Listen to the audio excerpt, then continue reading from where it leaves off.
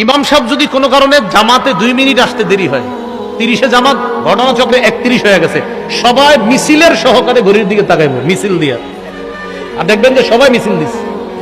1 minute দেরি হইলে সবাই মানে একসাথে ঘড়ির দিকে তাকায়। যদি 2-3 মিনিট হয়ে যায়, 4-5 মিনিট, এই তখনই পুরা মসজিদ কথা বলা শুরু হয়ে যায়। ঘটনা কি এই সেই, এই হলো হালাত। কেন ভাই মসজিদে আছেন, ওনার 2 মিনিট দেরি হয়েছে, 2 মিনিট সুবহানাল্লাহ বলেন আপনি। আপনারা একটু প্রথমে আমারে বলেন, ঠিক আছে 2 মিনিট দেরি হয়েছে, এই 2 মিনিট কি আপনাদের গুনাহ হয়েছে মসজিদে? তাহলে মসজিদে আপনার কেন এমন টেনশন?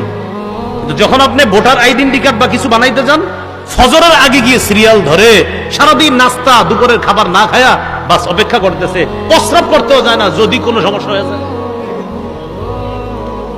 সুযোগগুলা কাজে লাগান, সময়গুলা কাজে লাগান।